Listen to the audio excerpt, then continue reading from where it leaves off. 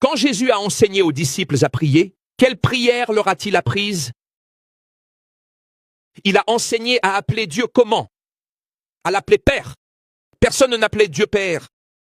Vous pouvez choisir de vivre comme une créature ou vous pouvez choisir de vivre comme un fils.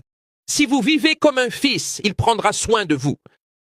Le Seigneur Jésus est même allé jusqu'à dire, vous qui êtes mauvais, savez donner de bonnes choses à vos enfants? Imaginez votre Père céleste. Si vous demandez du pain, ne vous en donnera-t-il pas une pierre? Si vous demandez du poisson, il ne vous donnera pas un scorpion. Quand vous vous placez comme un fils, c'est parce que vous avez donné la priorité au Saint-Esprit, c'est parce que vous vous êtes repenti de vos péchés, c'est parce que vous avez mis Dieu en premier, c'est parce que vous avez commencé à obéir à sa parole. Alors le Saint-Esprit a engendré un enfant de Dieu. Alors vous avez cessé d'être une créature, de vivre éloigné de Dieu, de vivre dans la souffrance comme l'être humain vit actuellement. Voyez Dieu comme un père. Il est un père. Et si vous avez un père comme Dieu, il pourvoira à tous vos besoins. Regarde la vision des disciples.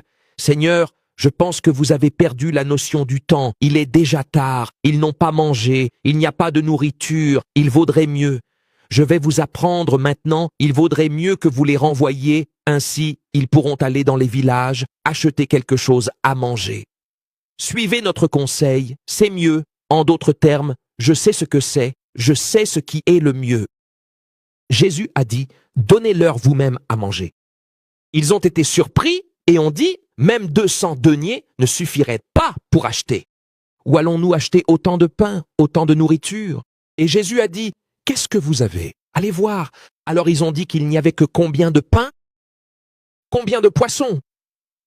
Un petit peu, il restait un petit peu. Apprends une chose, tu peux avoir peu, tu peux avoir tout perdu, ou presque tout. Il te reste une moto, une vieille voiture, un peu d'argent.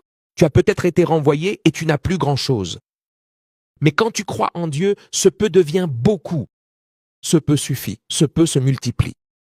Ce peu est suffisant pour que Dieu fasse ce qu'il veut dans ta vie. C'est peu aux yeux des hommes, mais Dieu le transforme en abondance.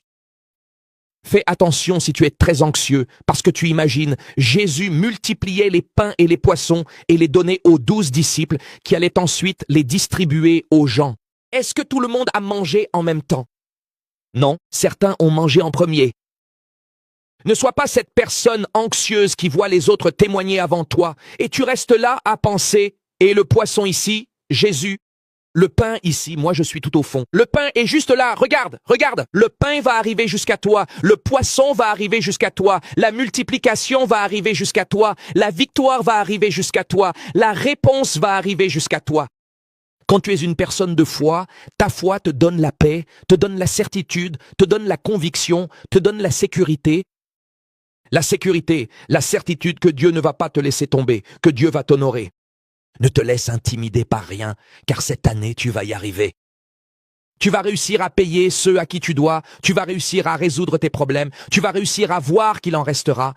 Là où il a toujours manqué, dit, il y en aura en trop. Il y en aura en trop.